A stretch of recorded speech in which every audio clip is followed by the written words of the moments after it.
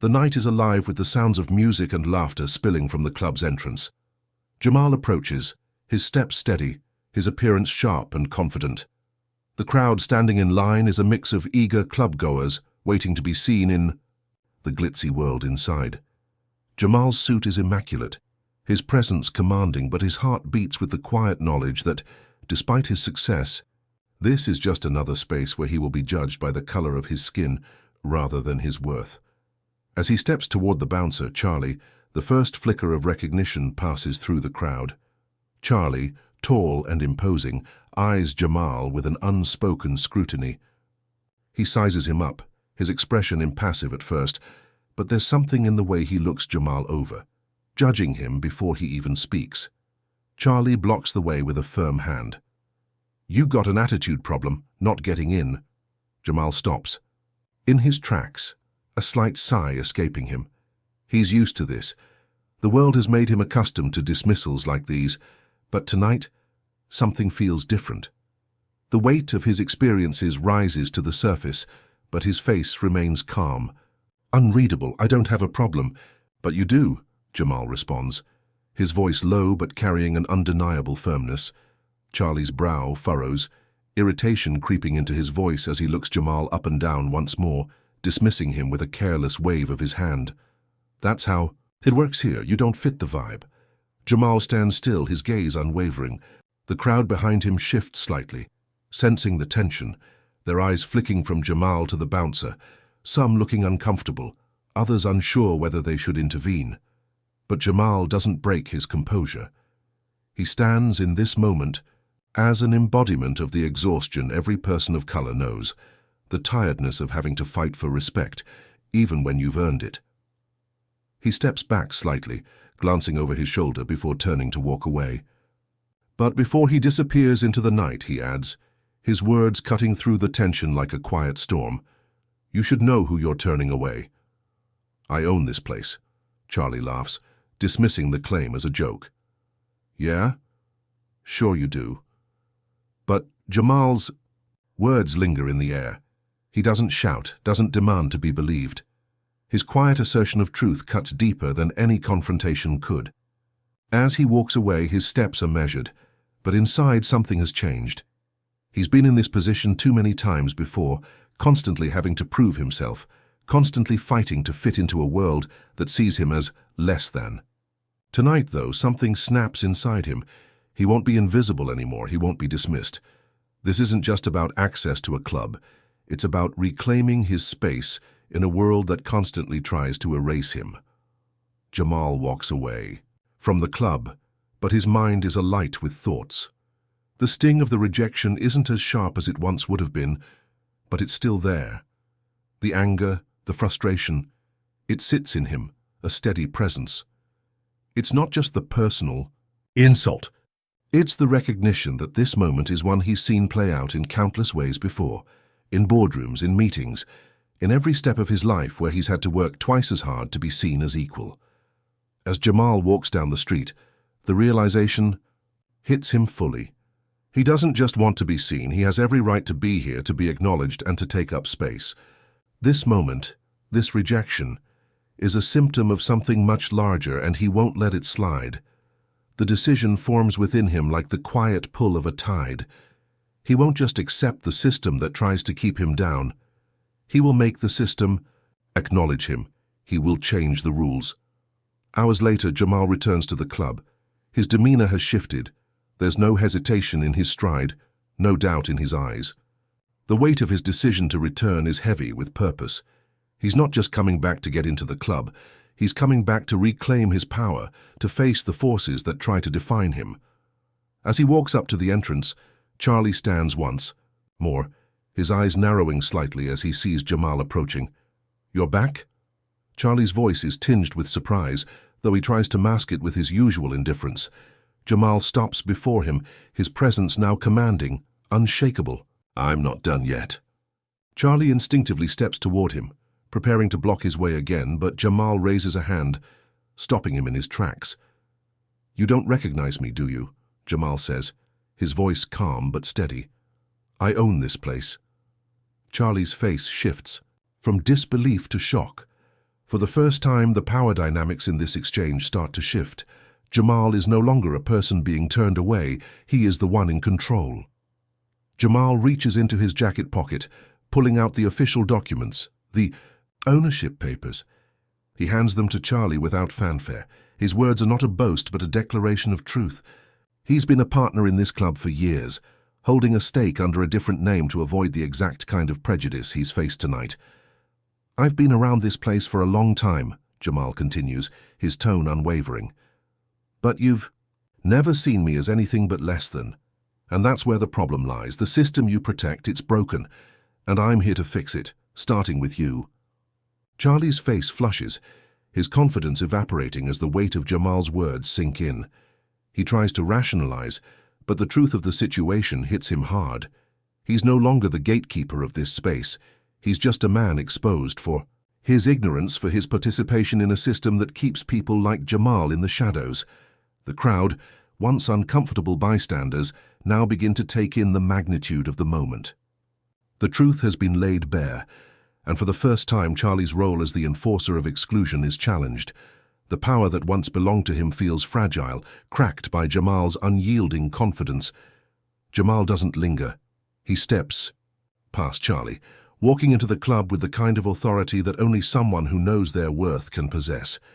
The room inside the club, once a fortress of exclusivity, now feels different. There's a shift in the air, a quiet understanding that something has changed.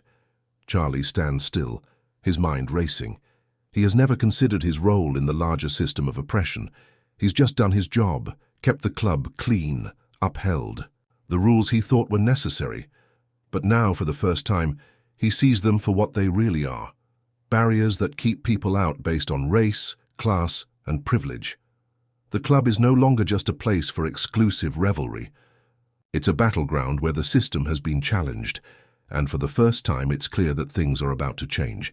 Jamal may have just entered the club, but his actions have entered the hearts and minds of those who witnessed this moment. Jamal looks ahead, knowing that his journey is far from over. But tonight, he has made the first move in a battle for fairness and equality, a battle he's determined to win. Jamal steps back from the door, feeling the weight of the rejection. He's no stranger to this feeling. He's experienced it all. His life, the subtle and overt ways the world reminds him of his place. But this time there's something different. The sting of the dismissal mixes with frustration, but something deeper stirs within him. It's no longer just about the moment. It's about every door that's ever been closed in his face, simply because of the color of his skin. Something inside him shifts. He can't walk away from this.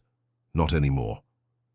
As he walks down the street, the pulse of the city hums around him, but his thoughts are laser-focused. He's built his life piece by piece, proving his worth in a world that never acknowledged him, never gave him the benefit of the doubt. He's been rejected before, always standing tall, never showing weakness, but today feels different. He thinks about how many times he's let slights like this slide, how many times he's swallowed his pride just to survive in spaces that never truly wanted him. No more. Today it stops. This isn't just about a club, it's about fighting for a space in a world that continually tries to erase his existence. He can't let this go. His mind races with the decision, and it's clear. This isn't about getting into a nightclub. This is about reclaiming his right to belong. He owns this space. He's not here to beg for entrance. He's here to demand what's always been his. Hours pass and Jamal returns to the club. The swagger in his step is different now. Not cocky, but determined. The crowd notices him approaching again, their murmurs growing louder. Jamal walks with the quiet confidence of a man who knows his worth and refuses to shrink into the background anymore. When he gets to the door, Charlie stands in his usual spot, still unaware of the change that's come over Jamal. He eyes Jamal cautiously, his stance ready to assert dominance once more. Jamal approaches him, the crowd behind him feeling the shift in the air. Charlie moves instinctively to block the entrance, his hand outstretched as though he can deny Jamal's presence once again. Jamal doesn't flinch, doesn't hesitate. He stands tall and faces Charlie directly. His voice is calm, but the power behind it is undeniable. "You don't recognize me, do you?" Jamal's words hang in the air. Charlie, momentarily confused, stares at him, his mind trying to process. The words, "I own this place," Jamal adds, his voice even but filled with the weight of years of struggle. Charlie's face shifts, disbelief crossing his features. For the first time, his confident exterior cracks. His mind races to process what Jamal just said. The reality of the situation starts to sink in. Jamal, the man he rejected, the man he never considered more than an outsider, is the very person who owns the club he guards. Charlie stumbles back slightly, his composure slipping. He looks down at the papers Jamal holds in his hand, the truth sitting between them like a heavy stone. Jamal doesn't need to raise his voice. The power in his quiet declaration is enough to bring the situation to its breaking point. He's no longer just a man at the door, he's a force of change, a challenge to everything Charlie thought he knew. "I've been around this place for a long time, but you've never seen me as anything but less than." And that's where the problem lies. The system you protect, it's broken. And I'm here to fix it, starting with you, Jamal continues, his voice steady, every word packed with years of unspoken frustration. Charlie's face pales, the realization dawning on him like a thunderclap. The arrogant bouncer, who's used to being the one in control, is now the one exposed. He stumbles over his words, trying to rationalize the situation, but his defenses are too weak to hold up against the truth that Jamal has laid bare. Jamal doesn't wait for an apology. He doesn't need one. He simply steps forward, walking, past Charlie and into the club, his presence commanding the space he's always deserved. Behind him, the crowd stands in stunned silence. Some exchange nervous glances, others are frozen in awe, but all of them are forced to confront the truth. Jamal, a black man, owns the very space that has long been reserved for the privileged few. He holds the power now, and the dynamics in the room have shifted. Charlie stands motionless, the weight of his own biases crashing over him. For the first time, he begins to see the system he's been upholding. The power structures he's maintained are fragile, and Jamal's quiet strength has shattered them. The moment becomes a turning point, not just for Jamal, but for everyone who has been silenced, rejected, or made to feel unworthy. The club, once a symbol of exclusion, has now become the birthplace of change. The realization is slow, but inevitable. Jamal looks ahead as he steps deeper into the club, no longer an outsider but its rightful owner. His victory is not just personal, it's a win for everyone who has ever been pushed to the margins, for everyone who has ever been told they don't belong. His quiet defiance marks the beginning of a much larger shift. Charlie stands firm, blocking Jamal's way with an air of authority. The lights of the club pulse behind him, but Jamal doesn't flinch. His voice, steady and clear, cuts through the tension. "Jamal, you don't recognize me, do you?" Charlie, confident in his role as bouncer, looks Jamal up and down with a dismissive glance. His hand stays raised, ready to stop Jamal from entering. "Charlie, what's your problem? You're not getting in." Jamal's gaze holds steady, and his tone remains calm. "Jamal, I own this place." Charlie laughs, disbelief in his eyes. He doesn't take Jamal seriously. It's not even a thought he entertains. To him, Jamal doesn't belong in the world of exclusivity that he enforces at the door. Charlie, "Yeah, right, sure you do, but—" Jamal doesn't look away. He pulls out the ownership papers with a slow, deliberate motion and hands them to Charlie. "Jamal, I own this club. Been a partner for years. I've just never needed to let people know because people like you wouldn't have let me in otherwise." Charlie stares at the papers, his laughter dying in his throat. His face changes, confusion morphing into shock. "Charlie, wait. What?" Jamal's presence doesn't shift. His voice remains steady, though the words carry the weight of a lifetime, of frustration and silent suffering. "Jamal, you've always seen me as less than, not just here but everywhere. The moment you laid eyes on me, you saw someone who didn't belong. That's the real problem." Jamal takes a step forward, challenging the assumptions Charlie has carried his entire life. He's calm, but there's power in his words, a quiet force that demands acknowledgement. "Jamal, the system you're protecting, it's broken. You've spent your life upholding a world that doesn't want me in it, and I'm done letting it define me. Charlie is silent, still processing, his own discomfort growing. The crowd, once indifferent, begins to murmur. They start to feel the weight of Jamal's message, his refusal to be diminished. The air in the club feels different now, charged, with something much larger than a simple confrontation at the door. Jamal, you've never seen me as anything but less. But this moment is reckoning. Not just for you, but for everyone who's ever tried to tell me I don't belong. Charlie stands frozen, the full weight of Jamal's words sinking in. He tries to speak, but the words won't come. His whole world, built on the belief that people like him are entitled to control spaces, is unraveling. His understanding of power and privilege is being shattered. The crowd, gathered quietly in the background, begins to react. Some exchange nervous glances. Others stare at Charlie, but all of them are witnessing something profound. Jamal's words are not just a challenge to Charlie. They're a challenge to the system, to a world that has never questioned its own biases. Charlie is forced to reckon with the consequences of his actions. The pride that once fueled him falters. His role as the gatekeeper of this space is meaningless now. Jamal's ownership is the truth that dismantles everything Charlie has stood for, everything he thought was real. The tension in the room thickens, but Jamal's calm remains unshaken. He doesn't shout or demand attention. Instead, his simple presence in the club is the victory. Jamal hasn't just come to reclaim a space. He's come to expose the lie that has kept people like him out. For too long, Jamal. I'm not asking for permission anymore. I'm taking what's mine. Charlie's face is a mask of disbelief. He stands still, paralyzed by the truth that Jamal has revealed. His hands tremble slightly, and for the first time, he is no longer in control. The power he once held has evaporated in the face of Jamal's quiet, unyielding truth. The crowd shifts uneasily, some of them recognizing for the first time the complicity they've allowed themselves to be part of. The weight of Jamal's defiance begins to take root in them.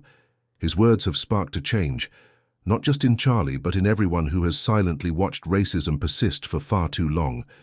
Jamal walks past Charlie without another glance, his head held high. His journey is far from over, but this moment marks the beginning of a transformation. He's no longer the one being rejected. He's the one forcing others to confront their own prejudices, to reckon with the systems that keep people like him on the outside. Charlie watches him walk away, the shame of his actions settling deep inside him. He stands still, feeling the weight of the crowd's silent judgment. His role as the protector of a broken system has been exposed. And as Jamal steps into the club, he knows that something has shifted. Not just for him, but for everyone who has ever been told they don't belong.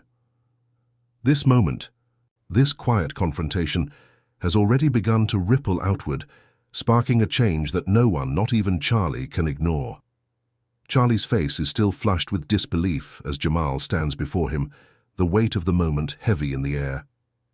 Jamal's words, calm, deliberate, but full of undeniable strength, linger like a challenge that Charlie can't quite shake off.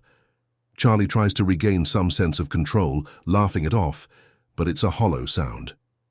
He doesn't believe Jamal. He can't believe it. Charlie, you're full of it. Who do you think you're fooling? Jamal stands his ground, his voice steady as he speaks once again. Jamal, I own this place. Charlie's jaw tightens as he looks at the papers Jamal hands him, still not fully processing the words. He flips through them quickly, his eyes scanning the ownership documents, but his mind refuses to catch up to the reality. He had been certain he was the one who controlled the door, the one who kept things in line. But here Jamal is, holding the keys to the very place Charlie had spent so long gatekeeping. Charlie, no way. You own this? Jamal doesn't move, doesn't waver in his stance. There's no bitterness in his eyes, only a quiet power that Charlie cannot ignore now. Jamal, I own this club. It's been mine for years. You've just never bothered to look closely enough. The shift in the air is palpable. Charlie stumbles, a flush creeping up his neck as the truth hits him.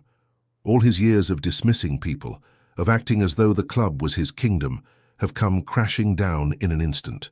The power he thought he wielded, the authority he believed he had, suddenly feels fragile, exposed, Jamal doesn't shout. His words cut sharper in their calmness. He speaks not only to Charlie, but to the systems of power and prejudice that have shaped both their lives. Jamal, you've never seen me as anything but less than. I've been dealing with this my whole life, being measured by the color of my skin, not my worth. But you know what? I'm done letting people like you tell me where I belong. Charlie stands frozen, his mind struggling to comprehend the truth. He wants to argue, to laugh it off, but there's nothing left to say. He had never questioned the world he operated in. The unspoken rules that allowed him to keep people out, that made him feel superior, now lie in ruins before him. Jamal doesn't wait for an apology, doesn't wait for Charlie to regain his composure. He takes another step forward, his presence unwavering.